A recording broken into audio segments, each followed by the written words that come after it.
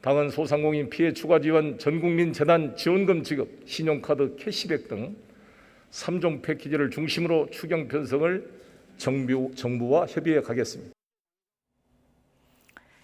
지난 16일 국회 교섭단체 대표연설에 나선 송영길 대표. 내수 회복의 방안으로 처음으로 신용카드 캐시백을 언급하면서 관심이 집중됐는데요. 어제 발표된 정부의 하반기 경제정책 방향에서 구체적인 내용이 나왔습니다. 자, 기본적인 골격은 다음과 같습니다. 2분기, 그러니까 4, 5, 6월 석 달간의 월 평균 신용카드 사용액과 비교해서 추가로 쓴 금액의 10%를 포인트로 돌려주겠다는 겁니다. 단 추가로 쓴 금액은 3% 이상 늘어난 부분만 해당하는데요. 이렇게 말로만 들으시면 이해하기 조금 어려우실 것 같습니다. 자세하게 예를 들어서 설명을 드리겠습니다. 자, 2분기 월 평균 신용카드 사용액이 100만 원인 소비자를 예로 들어보겠습니다. 8월 달에 카드 사용액이 153만 원이 나왔다면 우선 100만 원의 3%에 해당하는 3만 원은 빠집니다. 그럼 나머지 증가분은 50만 원인데요. 이 50만 원의 10%인 5만 원을 포인트로 돌려받게 되는 겁니다. 카드가 여러 장인 경우 명의만 같다면 지출액은 합쳐서 계산이 됩니다. 중소자영업자를 돕기 위한 제도인 만큼 적용 대상에 제한이 있습니다. 백화점이나 대형마트, 온라인 쇼핑몰에서 사용한 금액이나 차량 구입비는 포함되지 않습니다.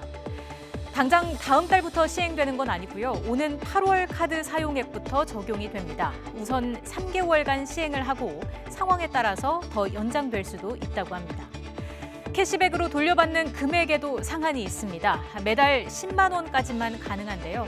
다시 말해서 캐시백이 적용되는 곳에서 아무리 카드를 많이 써도 3개월간 돌려받을 수 있는 포인트는 30만 원입니다.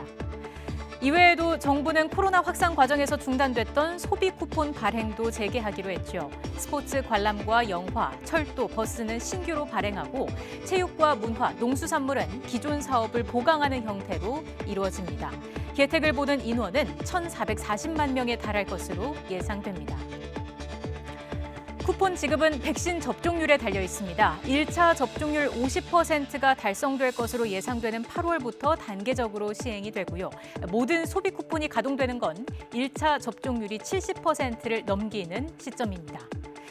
이런 정책들 과연 어느 정도 효과가 있을까요? 특히 10,000원을 받기 위해 50만 원을, 10만 원을 받기 위해 100만 원을 더 써야 하는 만큼 기대보다는 효과가 크지 않을 수 있다는 지적도 나오고 있습니다. 또 결과적으로 소비 여력이 있는 고소득층만 혜택을 보는 것 아니냐 이런 비판도 나오는데요. 내수를 살리는 효자가 될지 아니면 용두사미로 끝날지 지켜봐야겠습니다.